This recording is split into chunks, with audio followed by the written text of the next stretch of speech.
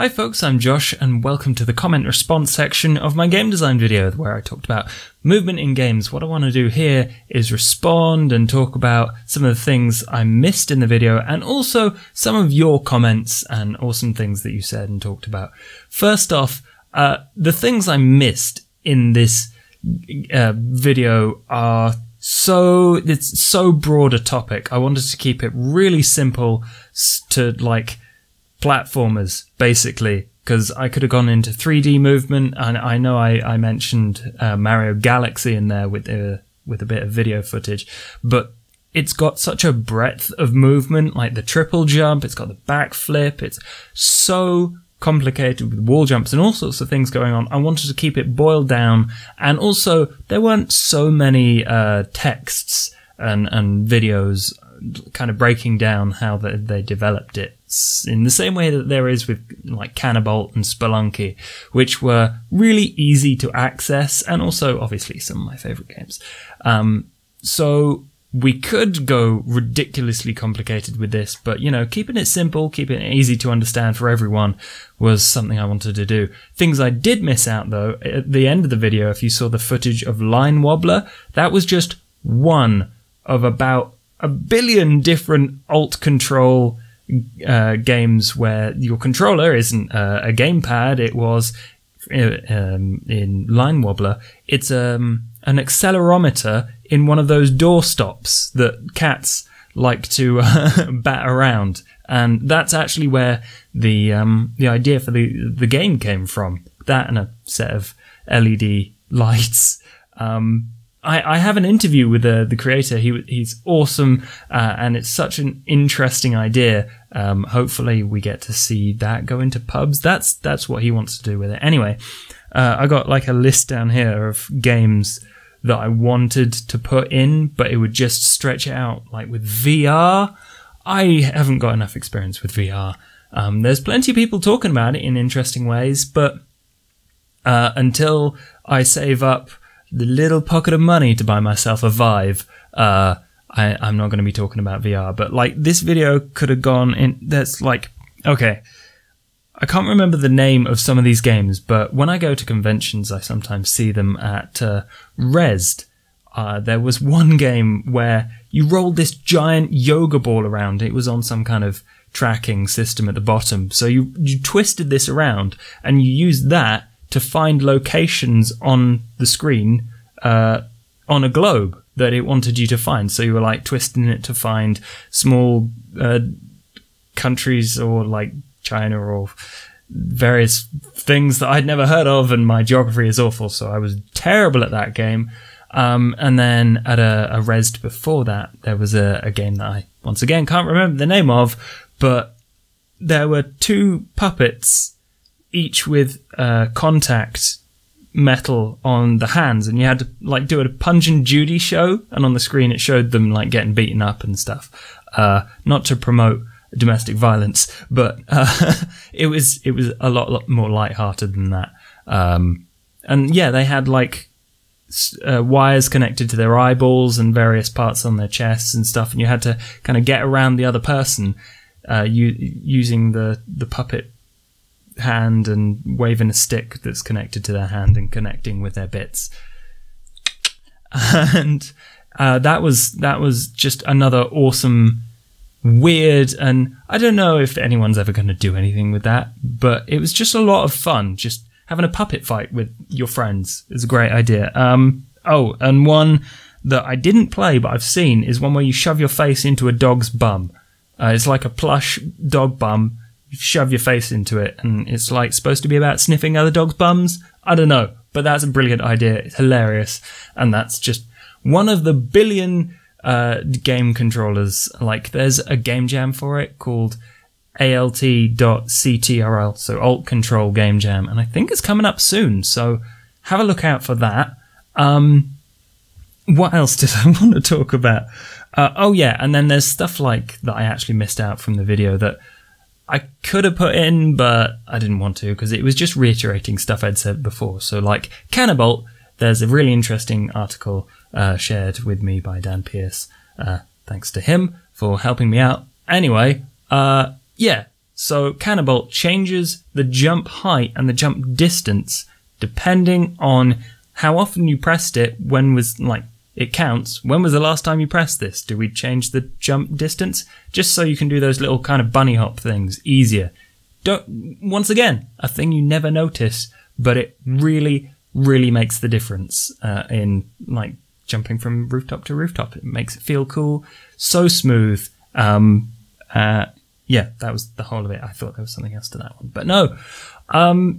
Anyway, on to the comments. People have been talking in the comments about games that I haven't played. So, like Counter-Strike Surf, Alan Gurman really likes the idea that in turning at high speeds at in midair, you can do that once you go on. That's the thing where it's got like pyramid slide things you go down, right? I've not seen many of them, but Counter-Strike Surf maps, that seems like a really interesting, I don't know, was it a glitch? I've not researched this at all, but that's something I'd like to go into, like repurposing the movement mechanics just so you can like slide down stuff and do challenge maps. That's a cool idea.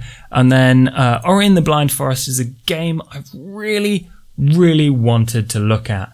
And I just never got around to it. So I should one day, because I love Metroidvanias. But Flav Pedrino mentions that it is their favourite because the character action, I know that the animation is gorgeous in that game. It's like, I saw the beginning of it and it's got a heartbreaking beginning. Anyway, in the original, you had to walk through the levels the more you could progress and unlock abilities. The walk becomes an acrobatic act, and it's so satisfying to see how easy it is to go through the earlier levels again with the new movement controls. And he also mentions MotorStorm was one of the first games with the controller being able to tilt.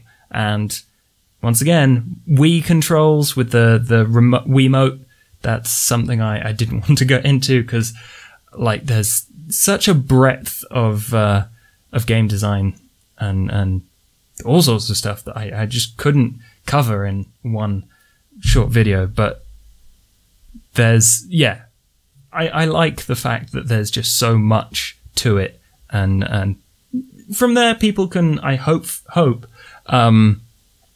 go and explore the things that they're interested in. We'll see. Anyway,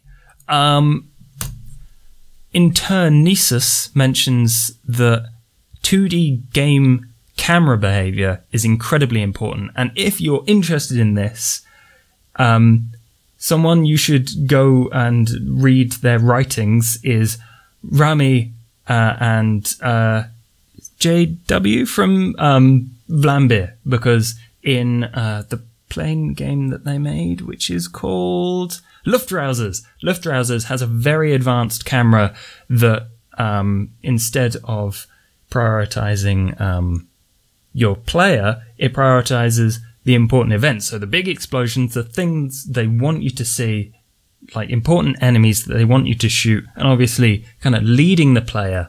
Like, that camera is amazing. It's just so easy to see. And the creator of Mushroom 11 made a rundown of all the different camera types that he studied. There's a Gama Sutra article out there somewhere. I'm sorry, I can't remember his name. I'll put a link in the description or something. But it's so superb. It goes through Mario, it goes through Vlambeer's games, it goes through their own kind of advanced, kind of momentum-based camera for Mushroom 11. And as you know, I love that game. It was one of my top 10 indie games. And I absolutely love the fact that he went into such technical detail about what things are prioritized and why for different games. So look that up. But yeah, like Internesis mentions that cameras that smoothly pan to show things further in the distance or things on the side of the screen that your character is looking towards is so useful. This has gameplay ramifications, so it's unreasonable to simply demand it always be there, but I find the sense of dynamism it provides the game invaluable. There's a huge comment, and it's so, like, I love my comments, as you know from the fact that I'm doing this video. So go read it, go to the other video and have a look. Anyway, Siraj Nagi or Nax had a couple of suggestions for videos that I could do. Just going to say, you don't want me teaching you maths in video games. But it is very interesting in the way that you use variables, because I'm making my own game and learning about it at the same time. And you know, stealing things from games I love and trying to reverse engineer this stuff is an interesting way of figuring out how they did it. Anyway, Gokhan, I apologize if I murder your name. Gokhan Biik says Street Fighter games, once again, game I'm not very good at or familiar with, are great when it comes to control, action, and animation coherence. It's like, as I always hear from people who do esports, it's like a single frame can make the difference, and obviously everyone complains about 30 frames or 60 frames. In these games, it actually does matter, being 100% of the time being a standard frame rate. Doesn't matter what it is, as long as it's the same and you can react to it. This kind of ties in to the controls in a way that I didn't want to explore, and it's to do with flow, the reaction and action of the feedback loop between you and the controller and the game systems, and the way they work together. It's really cool and interesting. And thank you, Evan Eckett, for reminding me that I hadn't finished my description. Anyway, right. Final part of this video. Thank you everyone for watching.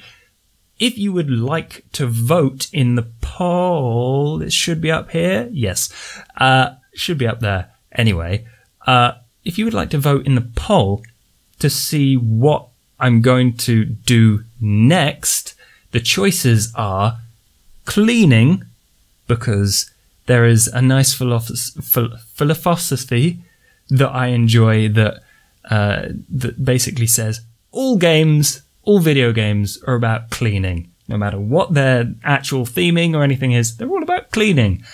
Or something slightly more game designy. Obviously the other one is a game design philosophy, but this one's much more specific to how control works. But anyway, I mentioned it before, flow. The action, reaction, and getting into the zone is something that I'd like to spend my time researching. But you can help me decide which is which by voting in a place. But until next time, hopefully you've enjoyed this. If you have, let me know in the comments if you've got any further things you'd like to talk about or discuss about game design or anything else. Let's chat about it in the comments or on Reddit. But, as I say, thanks for watching. Until next time, mustache. I honestly didn't think I could talk for 13 minutes about all of these comments, but I did it, so go us.